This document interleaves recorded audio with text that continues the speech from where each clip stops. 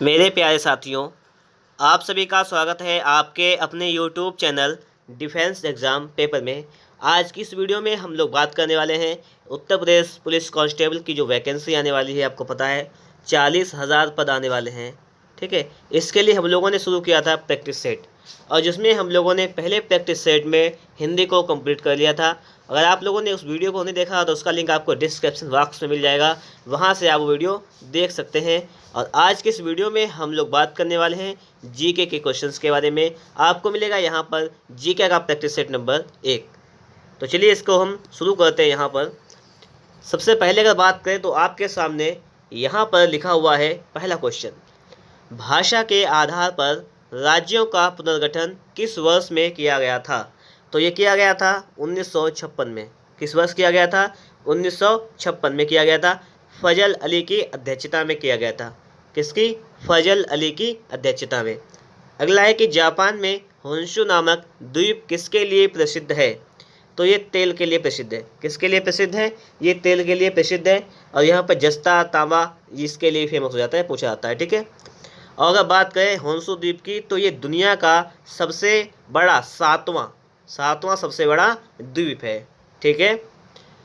अगला लिखा हुआ है कि भारत में किस गवर्नर जनरल को स्थानीय स्वशासन का पिता कहा गया है। अच्छा क्वेश्चन है। स्थानीय स्वशासन का पिता किसे कहा गया है? तो आप बताएंगे लॉर्ड रिपन। किसे कहा गया है? लॉर्ड रिपन को कहा गया है, ठीक है। स्थानीय स्वशासन की शुरुआत कब हुई थी? ये हुई थी 1882 में। कब हुई थी?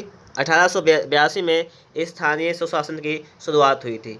अगर आपसे पूछा जाए कि इल्वर्ट बिल विवाद कब हुआ था, तो वो हुआ था 1882 में हुआ था। वर्नाकुलर प्रेस एक्ट की समाप्ति कब हुई थी? 1882 में हुई थी। स्कूली शिक्षा हेतु हंटर कमीशन की नियुक्ति कब की गई थी? तो वो भी 1882 में की गई थी। इस बात को भी ध्यान रखना, ठीक है। देखेंगे हम लोग अगला क्वेश्चन, निम्नलिखित में से किसने पहले 1935 में संविधान सभा का सुझाव प्रस्तावित किया। संविधान सभा का सुझाव किसने प्रस्तावित किया था? सबसे पहले तो थे M.N. रॉय। M.N. रॉय ने सबसे पहले सुझाव दिया था, ठीक है, प्रस्ताव का। अगर आपसे पूछा जाए कि अगस्त प्रस्ताव कब आया था, कौन सा अगस्त प्रस्ताव, तो बताएंगे आप 1940 में। अगर आपसे पूछा जाए क्रिप्स मिशन या जो क्रिप्स प्रस्ताव आया था वो कब आया था? 1942 में आया था। कब आया था? 1942। अगला क्वेश्चन है, वर्तमान कंप्यूटिंग में समस्त विश्व में कौन सा कोड प्रयोग किया जाता है और स्वीकार्य है? तो वो है ASCII। ये स्वीकार्य आपका है, ठीक है। अमेरिकन, इसकी फुल फॉर्म क्या हो जाएगी? American standard code for information interchange, ठीक है। व्हेन द रिवर स्लीप्स उपन्यास किसके द्वारा लिखी गई? ये आपसे पूछा गया है। तो स्टेरीन कायर। किसने लिखा है? स्टेरीन कायर ने लिखा है। आपके सामने अगला क्वेश्चन लिखा हुआ है कि प्रत्येक वर्ष कितने नोबेल पुरस्कार दिए जाते हैं। प्रत्येक वर्ष कितने नोबेल पुरस्कार दिए जाते हैं? तो वो 6 नोबेल पुरस्कार दिए जाते हैं। कौन कितने दिए जाते हैं? 6।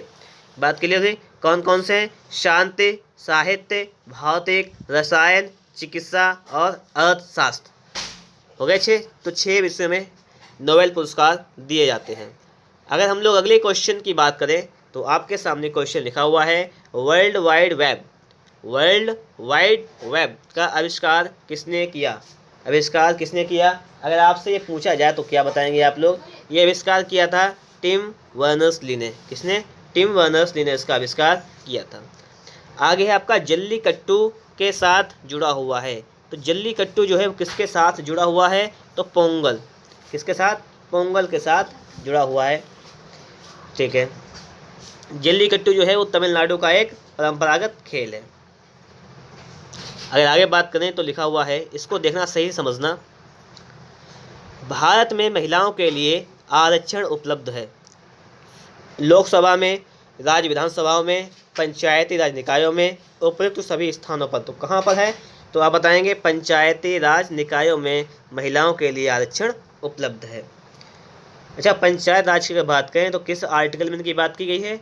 तो संविधान के 73वें और 74वें संशोधन ने इसके शक्ति दी गई। कब दी गई थी? तो 73वें और 74वें संशोधन में इसको ये शक्ति प्रदान की गई थी। अगला है कि भारत में सबसे पहली जनगणना किस वर्ष हुई थी? सबसे पहली जनगणना कब हुई थी?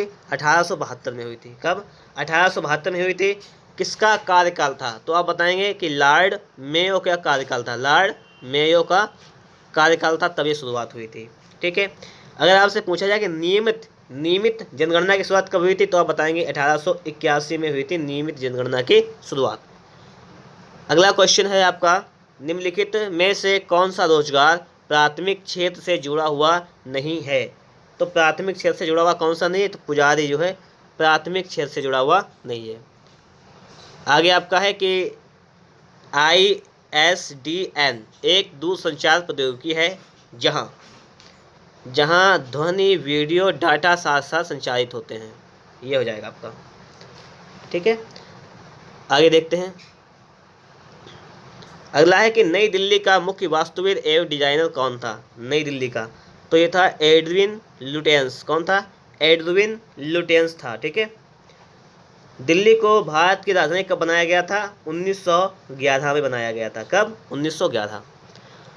अगला देखें तो अगला लिखा हुआ है कि 20 दिसंबर 2021 को नागर विमानन मंत्री VK सिंह द्वारा प्रदत्त सूचना के अनुसार उत्तर प्रदेश सरकार द्वारा लगभग कितने हेक्टेयर भूमि पर का अधिग्रहण किया गया है? तो ये लगभग 52 हेक्टेयर भूमि का अधिग्रहण किया गया। ये तो करंट की बात थी। ठीक है। आगे देखेंगे कि 20 दिसंबर 2021 को वर्ल्ड एंटी डोपिंग एजेंसी द्वारा किस वर्ष की डोपिंग रोधी नियम उल्लंघन रिपोर्ट प्रकाशित की गई? तो आप बताएंगे कि 2019 की। भारत का निम्न में से कौन सा संशोधन केंद्र तथा राज्य में मंत्री परिषद के मंत्रियों की अधिकतम संख्या सीमित करता है?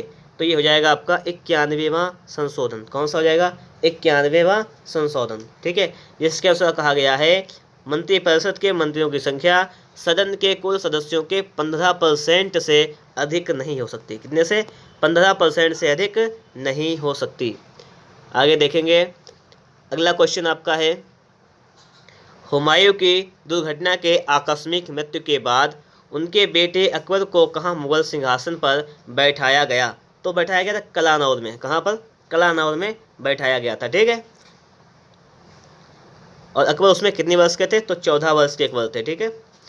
अगला क्वेश्चन है कि भारत का निम्नलिखित में से कौन सा राष्ट्रपति निर्विरोध निर्वाचित हुआ था? कौन थे वो? वो थे नीलम संजीवा रेड्डी थे, जिनको निर्विरोध निर्वाचित किया गया था। रेडियो तरंग का वेग कितना होता है? रेडियो तरंग का वेग कितना होता है आपसे पूछा गया है। तो जितनी प्रकाश की चाल होती है उतना ही रेडियो तरंग का वेग होता है, 3 × 10⁸ मीटर प्रति सेकेंड। FM प्रसारण बैंड किसके बीच में होता है? ये आपसे पूछा गया है। ये होता है VHF रेंज के बीच में। क्लियर हुई बात यहाँ तक? VHF इसका फुल फॉर्म क्या होता है? Very high frequency. Tape recorder में टेप की चाल कितनी होती है? टेप रिकॉर्डर में टेप की चाल कितनी होती है? 4.76 सेंटीमीटर प्रति सेकेंड। चलिए अगला देखते हैं। नदी के प्रवाह को मापने के लिए किसका उपयोग किया जाता है? नदी का प्रवाह मापने के लिए क्यूसेक का प्रयोग किया जाता है। किसका? क्यूसेक। अच्छा, अगर आपसे पूछा जाए ब्यूफोर्ड स्केल का उपयोग किसमें किया जाता है? तो समुद्र में जो हवाएं चलती हैं उसकी गति मापने के लिए किया जाता है ब्यूफोर्ड। अच्छा, अगर आपसे पूछा जाए कि रिक्टर स्केल का प्रयोग किसमें किया जाता है, तो आप बताएंगे कि भूकंप की तीव्रता मापने के लिए रिक्टर स्केल का प्रयोग किया जाता है। अगर आपसे पूछा जाए एनीमोमीटर का प्रयोग कहाँ किया जाता है, तो जो पृथ्वी है, पृथ्वी तल पर जो हवा की गति होती है उसको मापने के लिए किया जाता है। सभी सीख गए आप लोग यहाँ पर। अगला देखेंगे 24 नंबर क्वेश्चन, जो कि आपके सामने है यहाँ पर। सुपरसोनिक स्पीड मापने का यूनिट क्या है? सुपरसोनिक, तो इसका यूनिट हो जाएगा मैक। क्या हो जाएगा आपका? मैक। खाद्यान्नों के संरक्षण हेतु निम्न में से किसका प्रयोग किया जाता है? तो किसका उपयोग किया जाता है? Sodium benzoate. ठीक है, सोडियम बेंजोएट का प्रयोग किया जाता है खाद्यान्नों के संरक्षण के लिए, मतलब चीज़ों को बचाने के लिए। ठीक है, बेकार ना हो इसलिए। किसी स्थान की आर्द्रता जानने के लिए निम्न में से किसका उपयोग किया जाता है? आर्द्रता जानने के लिए हाइग्रोमीटर का प्रयोग किया जाता है। किसका? हाइग्रोमीटर। अच्छा ठीक है, अगर बात करें हम लोग पायरोमीटर का, तो पायरोमीटर का प्रयोग किया जाता है तापमान जानने के लिए, सतह का तापमान जानने के लिए पायरोमीटर का प्रयोग करते हैं। ठीक है, और ये पेरिस्कोप क्या होता है? पेरिस्कोप ये होता है, ये पेरिस्कोप क्या होता है? पेरिस्कोप लगाया जाता है पनडुब्बियों पर, ठीक है, जिसके सहायता से पानी में डूबे हुए और पानी की सतह से वस्तु को देखा जाता है। मतलब पानी के डूबे को भी देख सकते हैं और पानी की सतह से वस्तु को भी देख सकते हैं, मतलब पेरिस्कोप की सहायता से देखा जाता है। ठीक है, वस्तुओं को ये देखने के लिए होता है। अगर आगे हम लोग बात करें तो समझना आगे लिखा हुआ आपका हाइड्रोमीटर। हाइड्रोमीटर क्या होता है? इससे जो भी द्रव होते हैं उनका आपेक्षिक घनत्व मापा जाता है। वह कौन सी पर्यावरणीय परत है जो विकिरण को वापस पृथ्वी में प्रत्यावर्तित करती है? तो वह कौन सी हो जाएगी? वह आपकी हो जाएगी स्ट्रेटोस्फीयर। कौन सी हो जाएगी? स्ट्रेटोस्फीयर हो जाएगी। ठीक है, और स्ट्रेटोस्फीयर को हिंदी में क्या कहते हैं? समताप मंडल। क्या कहते हैं? समताप मंडल। निम्न राज्यों में से कौन सा राज्य उदय योजना के लिए समझौता ज्ञापन पर हस्ताक्षर करने वाला देश का पहला राज्य बन गया? तो कौन सा राज्य था आपका? झारखंड। कौन सा था राज्य? झारखंड। महात्मा गांधी भारतीय राष्ट्रीय कांग्रेस के अध्यक्ष किस वर्ष बने थे? तो ये बने थे 1924 में। 1924 में बने थे। कहाँ हुआ था? बेलगांव कर्नाटक में ये अधिवेशन हुआ था। ठीक है, क्रीमी लेयर संबंधित है। क्रीमी लेयर किससे संबंधित है यह पूछा गया है? तो सामाजिक एवं आर्थिक हालात से। क्रीमी लेयर जो संबंधित है वो सामाजिक और आर्थिक हालात से संबंधित है। अगला है कि 3 दिसंबर 2021 को खादी और ग्रामोद्योग आयोग द्वारा किस उत्तर पूर्वी राज्य में REHB परियोजना की शुरुआत की गई? तो आपको बताना है कि किस पूर्वी राज्य में, उत्तर पूर्वी राज्य में इसकी शुरुआत की गई। तो ये शुरुआत की गई थी आपकी त्रिपुरा में। कहाँ पे? त्रिपुरा में। अगला है कि 13 दिसंबर 2021 को किस राज्य या संघ शासित क्षेत्र ने जलवायु परिवर्तन और पर्यावरण पर एक पूर्ण पाठ्यक्रम विकसित किया और संबंधित पाठ्यक्रम शुरू करने वाला पहला राज्य भी बन गया? तो कौन सा पहला राज्य बना है? वो बना है आपका महाराष्ट्र। अगला आपका है कि लाल बहादुर शास्त्री स्टेडियम कहाँ है? लाल बहादुर शास्त्री स्टेडियम कहाँ है ये पूछा गया है। ये आपका है हैदराबाद। ठीक है, हैदराबाद में है। 19 नवंबर 2021 को प्रधानमंत्री नरेंद्र मोदी द्वारा उत्तर प्रदेश के झांसी के गरौठा में कितने मेगावाट के ultra mega solar power park की आधारशिला रखी गई है? तो ये रखी गई है 600 मेगावाट। कितनी? 600 मेगावाट की। चलिए आगे देखते हैं क्वेश्चन।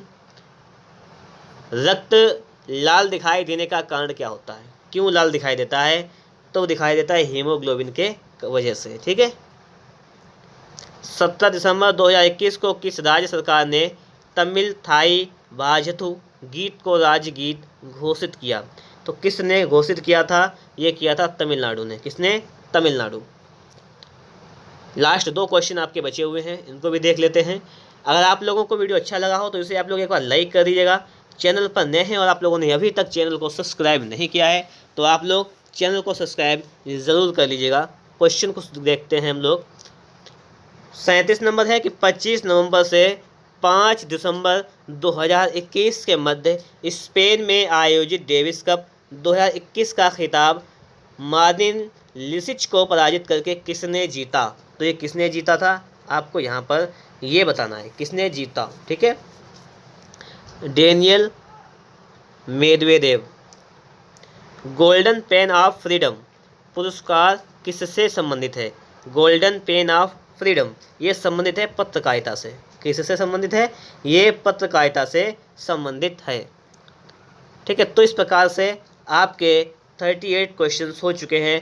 अगर आप लोगों को वीडियो अच्छा लगा लाइक कर दीजिएगा। चैनल पर नए हैं अभी तक सब्सक्राइब नहीं किए सब्सक्राइब कर लीजिएगा और आपको डिस्क्रिप्शन बॉक्स में इसका लिंक मिल जाएगा तो आप लोग वीडियो को भी देख लेना। ठीक है, आपका defence exam paper YouTube channel है, इसको फटाफट से आप लोग सब्सक्राइब भी कर लीजिएगा।